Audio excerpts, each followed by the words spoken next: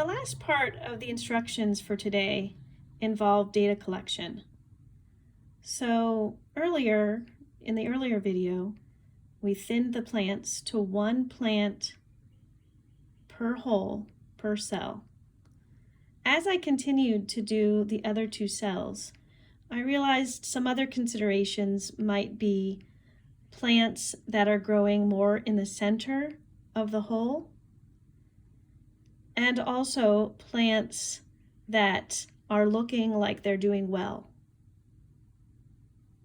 So when I have all three cells with one plant per hole in each cell, then it's time to take the measurements.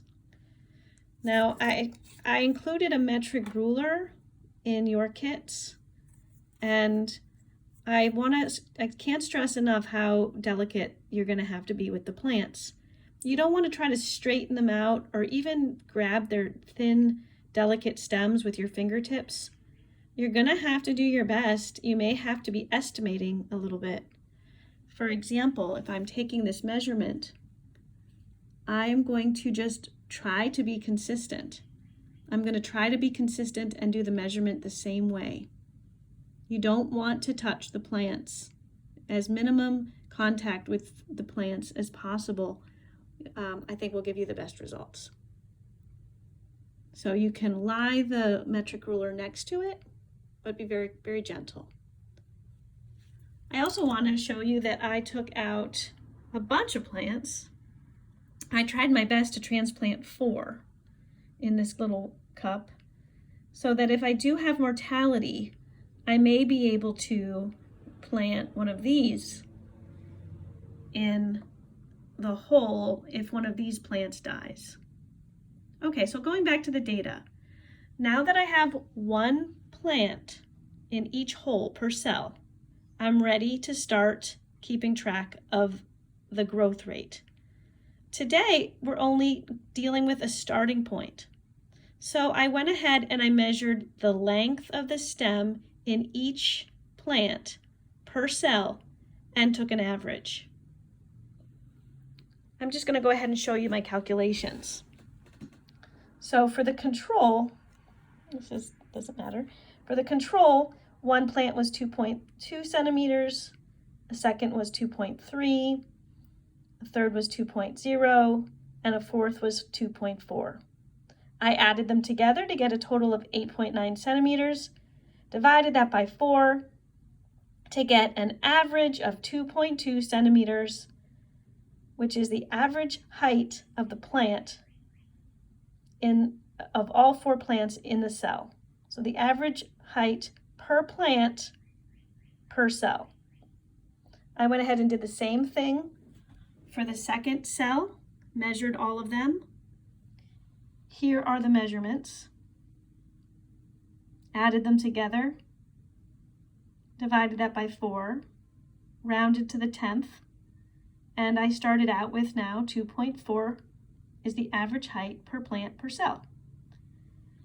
Lastly, for the one with twice the amount of fertilizer, the double dose, I took the measurements, added them together to get 10.4 centimeters, and the average is 2.2 centimeters per plant per cell. So when I'm eyeballing this data set, it does seem today as if we've had the most growth in the one with the double dose of fertilizer, which is kind of interesting, but not a true measure because we haven't been really collecting data. These are our starting points. I then went ahead and put these data points into this data table that I constructed. And I'm going to send this blank data table out to you in your modules so that you can start recording your data when you hit day 4. You'll notice in the first column is the days. So day 4 is the starting point, day 6, day 8, day 10. See if I can do this. Day 12, day 14. I'm not sure we'll actually get 12 or 14 days to do this. So 5 to 6 data points would be ideal. And the other columns, of course, are where you're putting the control, no fertilizer, the recommended, 3 pellets, and the double dose. So your data table will start on day 4. Again, I'm going to save this and send it out to you in your modules. The other thing that I want to remind you about is to be looking for a formal write-up of a lab report instruction that I'm going to pull from our regular face-to-face lab manual and put it into the modules. Because on Monday, although I'd like to extend that due date till Tuesday, you're going to be submitting the method section. So you'll see an assignment posted that'll give you more information about how to write a method section. And you'll submit that on Monday or Tuesday of this week. Sorry, it's due on Tuesday. I was going to extend the due date for Tuesday or Wednesday. Also, there were a couple students that had some problems with seeing the videos that I embedded in the PowerPoints. You probably saw my multiple communications, but I'm going to go ahead and upload these 3 videos that I took this morning. They're more lengthy, to a YouTube channel that I created yesterday. Learning a lot here. And I'm going to put the links in a PowerPoint. That's all for now. I hope you're accomplishing this plant growth experiment with little difficulty. And again, last thing, I did create a Teams module for a class if you want to be a part of the chat or put questions in there and communicate with each other, maybe even upload pictures.